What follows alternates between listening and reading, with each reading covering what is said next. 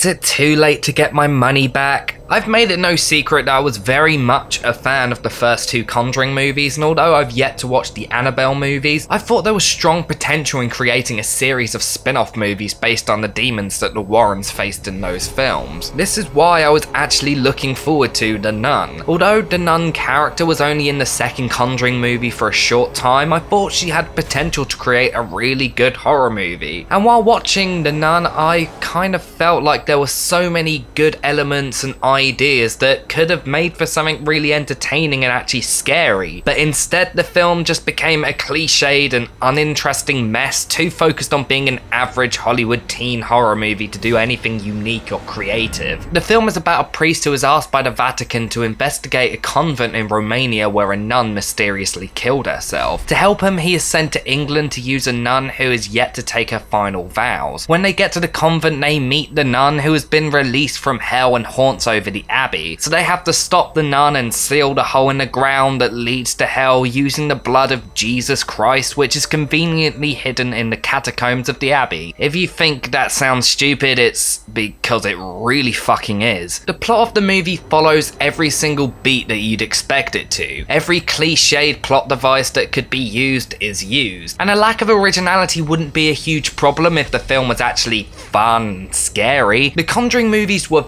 far from super original. The plots are kind of cliched and followed basic plot patterns that we've seen done millions of times before. But the difference is that those films were actually fun and full of really great moments, so you ignore that pretty much everything has been done before. What made those two movies so good was how they built up the tension and hit you with some really unique and memorable scares. Most of them were jump scares, which I usually am very against, but James Wan knows how to do them effectively and to hit you with horrifying visuals that stick with you. However, this film, they used them way too often and in some of the most uninspired and forgettable ways I've ever seen. The film tries to be slightly tense and atmospheric, but it very rarely works. Mostly the film is just a loud movie that constantly screams in your face and hits you with cheesy sound effects that make you jump out of your seat. And yeah, I will admit I jumped quite a lot, but that didn't make the movie an enjoyable experience because it lacked any other substance. It was almost like the jump scares were just there to make sure you were awake, because the characters and writing in general were nowhere near enough to keep me interested. The film constantly drags out and it's very obvious that they had no clue where to take things, which is a huge shame. There was just so much potential everywhere in this film. There's so many elements that can make for a really good horror movie, but the execution just completely fails. I was just constantly left thinking about the many direct-to-DVD horror sequels I've reviewed over the years, and I felt like this film had pretty much all the qualities of one. This is just a straight-to-DVD movie thrown into the cinema. For a big-budget theatrical horror movie, this film is just pathetic. It's like they made a film specifically for teenagers on dates who are going to jump into each other's arms every 2 minutes. It doesn't help that all the scares are super predictable as well, and the characters are as flat as a pancake. Although Sister Irene is developed a little bit, every other character has no development throughout the film at all. Father Burke is especially dull and essentially plays